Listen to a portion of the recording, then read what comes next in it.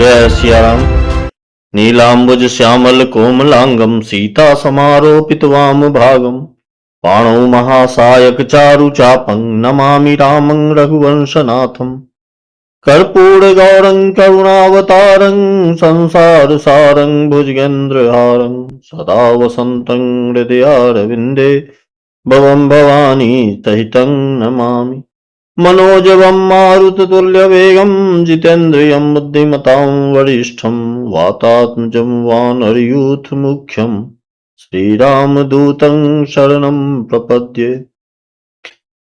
अखण्डमण्डलाकारं व्याप्तं येन चराचरं तत्पदं दर्शितं येन तस्मै श्रीगुरुवे नमः।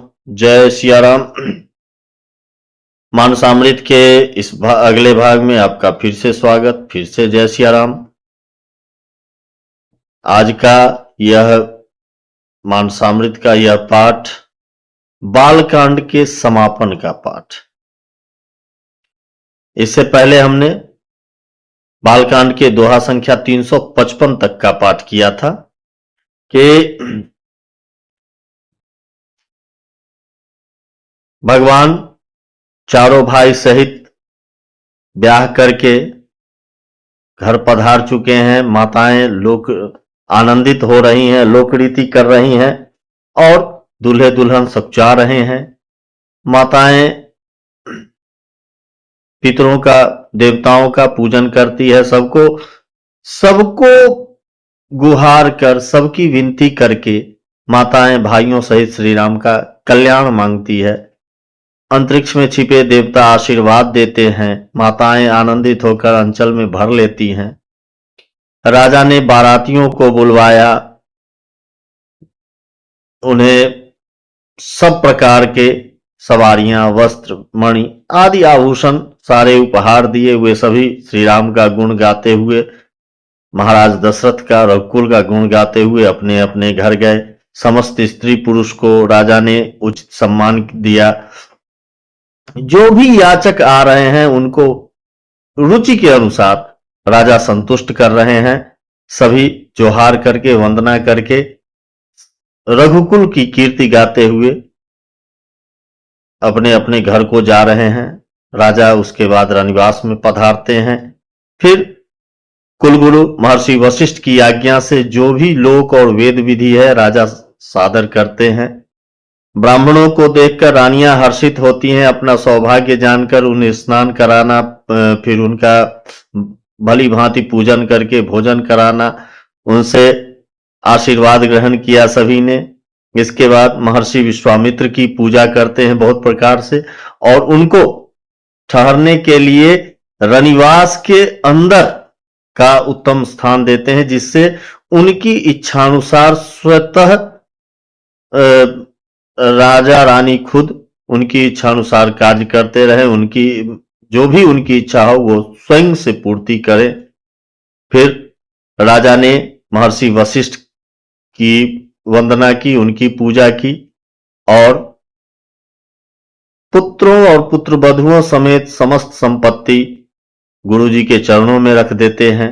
मुनीश्वर आशीर्वाद देते हैं और अपना नेग, जो कुलगुरु पुरोहित होने के नाते वो उनका भाग था, वो नेग स्वीकार करके और आशीर्वाद देते हुए महर्षि वशिष्ठ अपने निवास को जाते हैं।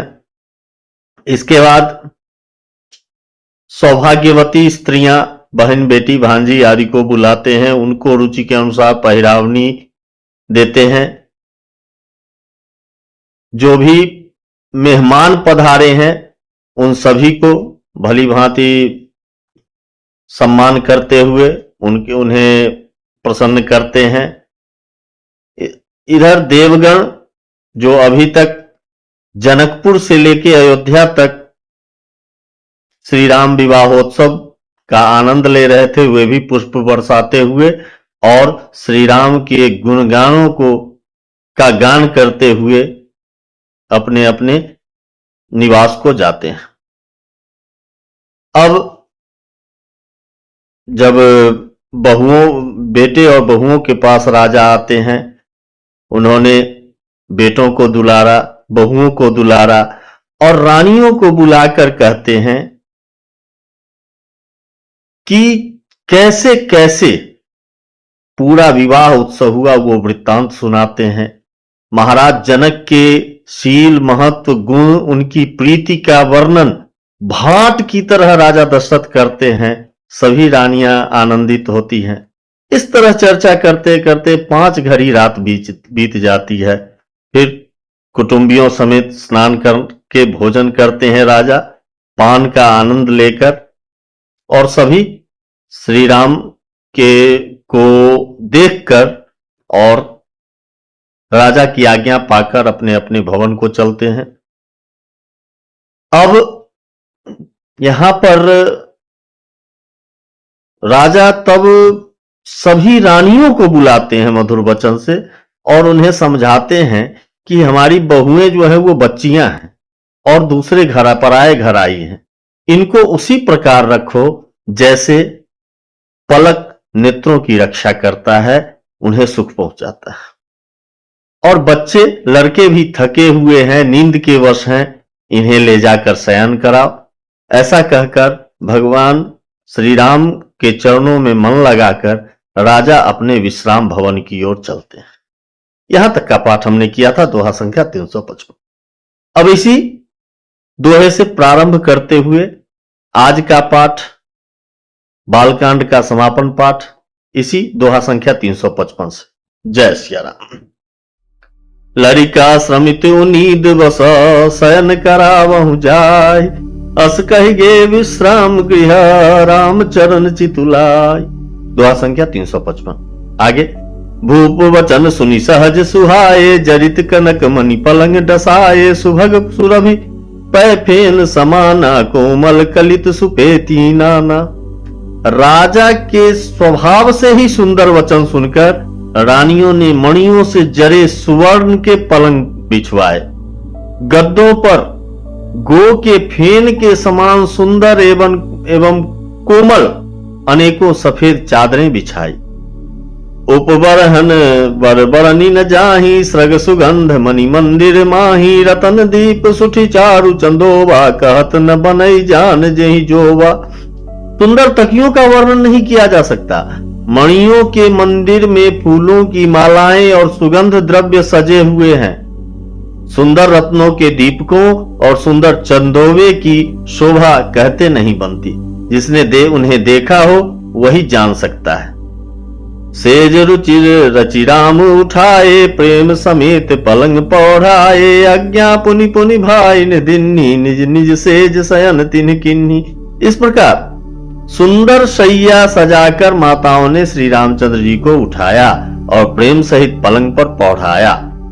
श्री राम जी ने बार बार भाइयों को आज्ञा दी, तब वे भी अपनी अपनी शैयाओं पर सो गए।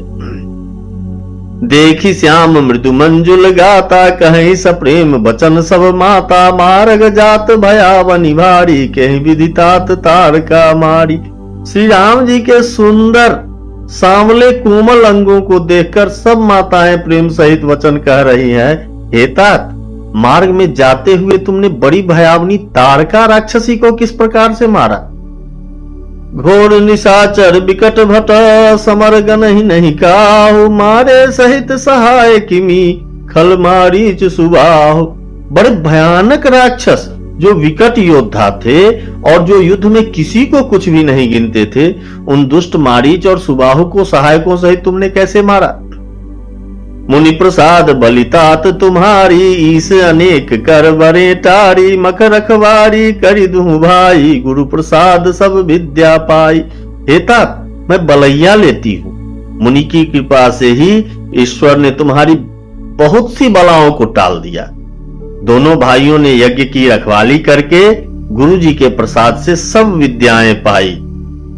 मुनितिय तरी लगत पग धूरी, कीरति रही भुवन भरी पूरी, कमठ पीठ पविकूट कठोरा, नृप समाज महु शिव धनु तोड़ा। चरणों की धूलि लगते ही मुनि पत्नी अहिल्या तर गई।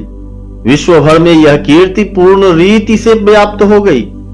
कच्छप की पीठ, वज्र और पर्वत से भी कठोर शिव जी के धनुष को राजाओं के समाज में तुमने तोड़ दिया। विश्व विजय जस जानकी पाई, आए भवन ब्याही सब भाई। सकल अमानुष कर्म तुम्हारे, केवल कौशिक कृपा सुधारे। विश्व विजय के यश और जानकी को पाया और सब भाइयों को ब्याह कर घर आए।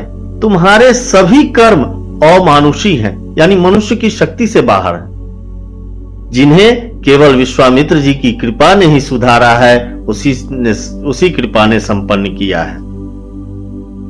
आज सुफल जग जन्म हमारा, देखी तात विधु बदन तुम्हारा।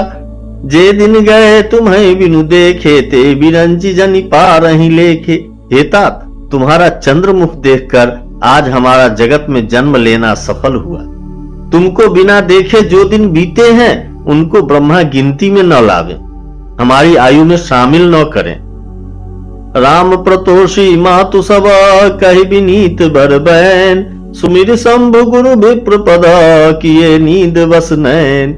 विनय भरे उत्तम वचन कहकर श्री रामचंद्र जी ने सब माताओं को संतुष्ट किया। फिर शिवजी, गुरु और ब्राह्मणों के चरणों का स्मरण कर नेत्रों को नींद के वश किया, अर्थात वे सो रहे। नीदहु बदन सोह सुठिलोना, मनहु साझ सरसी रूह सोना। घर घर करहि जागरण, नारी देहि परस्पर मंगल गारी। नींद में भी उनका अत्यंत सलोना मुखड़ा ऐसा सोह रहा है मानो संध्या के समय का लाल कमल सोह रहा हो। स्त्रियां घर घर जागरण कर रही हैं और आपस में एक दूसरे को मंगलमयी गालियां दे रही हैं। पुरी बिराजती राजती रजनी, रानी कहीं बिलो कहूं सजनी। सुंदर बधुन सास लय सोई, मणिकंठ जनु सिर मणि उड़ गोई। रानियां कहती हैं, हे सजनी देखो, आज रात्रि की कैसी शोभा है, जिससे अयोध्यापुरी विशेष शोभित हो रही है। यूं कहती हुई सासुएं सुंदर बहुओं को लेकर सो गई, मानो सर्पों ने अपने सिर की मणियों को हृदय में छिपा लिया है। प्रात पुनीत काल प्रभु जागे, अरुण चूड़ बर बोलन लागे। बंदी माग धनी गुनगन गाए, पुरजन द्वार जोहारन आए। प्रातः काल पवित्र ब्रह्म मुहूर्त में प्रभु जागे, मुर्गे सुंदर बोलने लगे, भाट और मागधों ने गुणों का गान किया तथा नगर के लोग द्वार पर जोहार करने को आए। बंदी विप्र सुर गुरु पितु माता, पाई आशीष मुदित सब भ्राता। जननी सादर बदन निहारे, भूपति संग द्वार पगुधारे। ब्राह्मणों, देवताओं, गुरु, पिता और माताओं की वंदना करके आशीर्वाद पाकर सब भाई प्रसन्न हुए। माताओं ने आदर के साथ उनके मुखों को देखा। फिर वे राजा के साथ दरवाजे पधारे, बाहर पधारे। किन्नी सोच सब सहज सुचे, सरित पुनीत नहाय। प्रात क्रिया करितात पही, आए चारु भाई।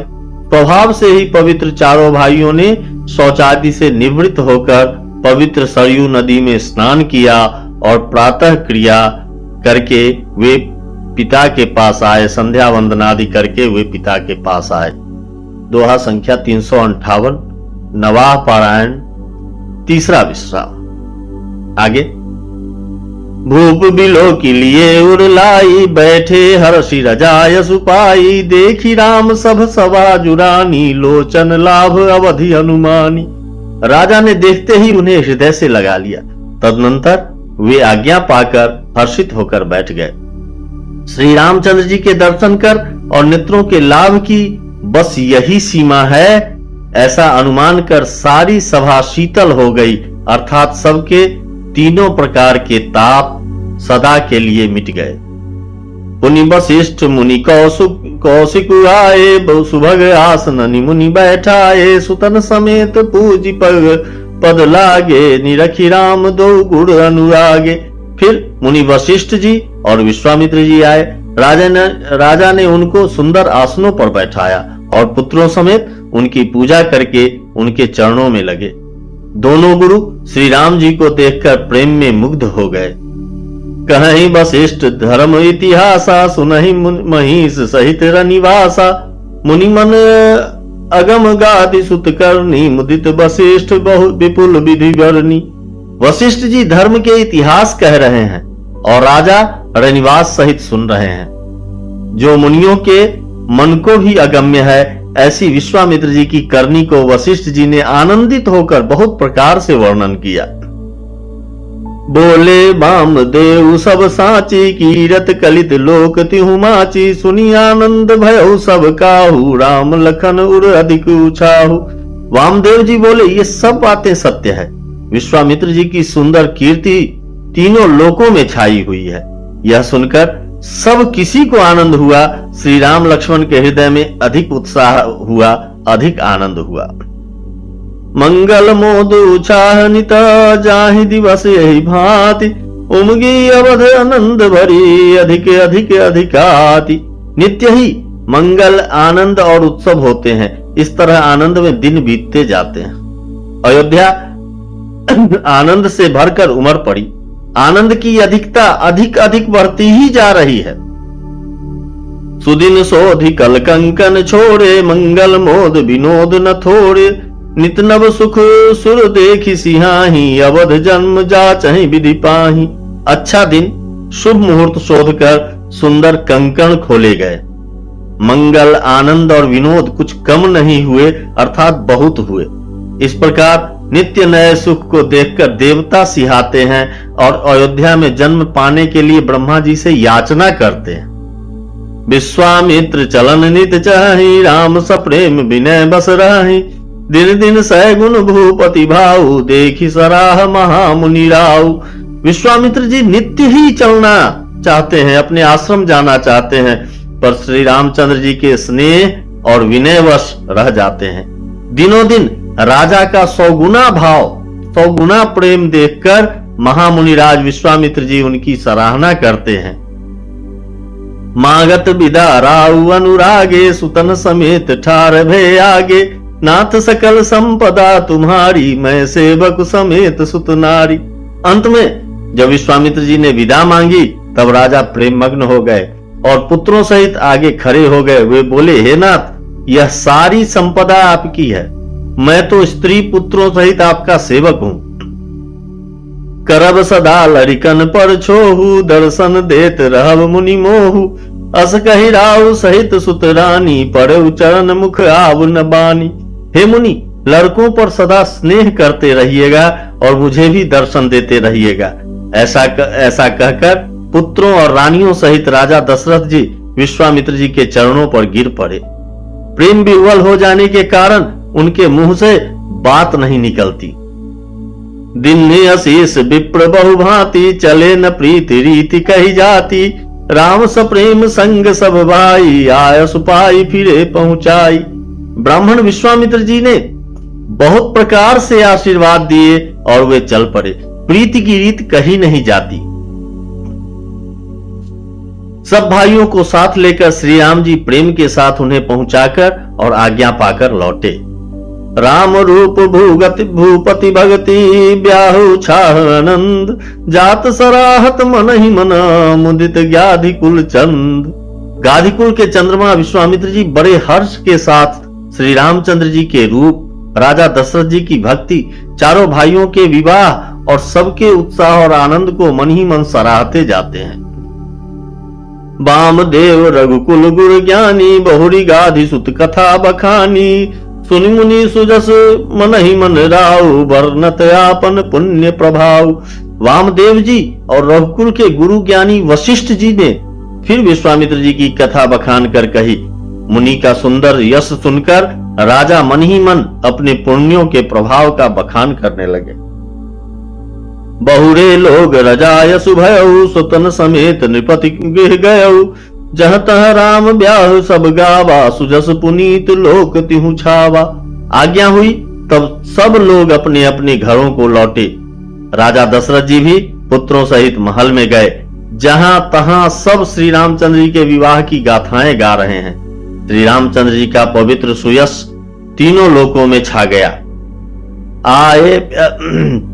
आए ब्याही राम घर जब ते, बसई आनंद अवध सब तब ते। प्रभु विवाह जस भयउ छाहु, सकहि न बरनी गिराहि नाहु।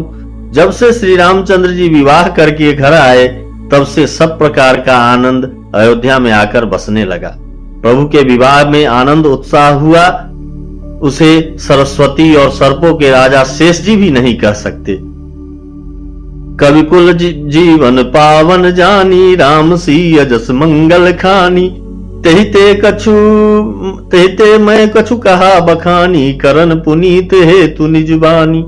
श्री सीताराम जी के यश को, कविकुल के जीवन को पवित्र करने वाला और मंगलों की खान जानकर इससे मैंने अपनी वाणी को पवित्र करने के लिए कुछ थोड़ा सा बखान कर कहा है। निज गिरा पावन करन कारण, राम जस तुलसी कहो, रघुवीर चरित अपार, बारिधि पार कवि कौने लहो, उपवीत ब्याह चाह, मंगल सुनी जे सादर गावहीं, वैदेही राम प्रसाद, ते जन सर्वदा सुख पावहीं। अपनी वाणी को पवित्र करने के लिए तुलसी ने राम का यश कहा है, नहीं तो श्री रघुनाथ जी का चरित्र अपार समुद्र है, किस कवि ने उसका पार पाया है। जो लोग यज्ञोपवीत और विवाह के मंगलमय उत्सव का वर्णन आदर के साथ सुनकर गावेंगे, वे लोग श्री जानकी जी और श्री राम जी की कृपा से सदा सुख पावेंगे। श्री रघुवीर विवाह जे सप्रेम गावहीं सुनहीं, तिनकह सदा उछाह, मंगलायतन राम जसु। श्री सीता जी और श्री रघुनाथ जी के विवाह प्रसंग को जो लोग प्रेम पूर्वक गाएंगे सुनेंगे, उनके लिए सदा उत्साह आनंद ही है, सदा उत्साह ही उत्साह है, आनंद ही आनंद है, क्योंकि श्री रामचंद्र जी का यश मंगल का धाम है। मास पारायण 12वां विश्राम, दोहा संख्या 361।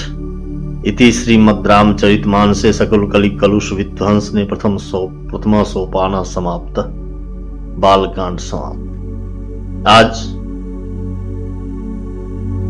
प्रभु की कृपा से, गुरु प्रसाद से और आप सभी के प्रोत्साहन से इस संकल्प का एक भाग पूरा हुआ, बालकांड का समापन हुआ। प्रभु की इच्छा रही तो आगे भी हम मिलते रहेंगे। फिर मिलते हैं मानसामृत के अगले भाग में, अगले सोपान में, अयोध्या कांड में। तब तक के लिए जय सिया राम।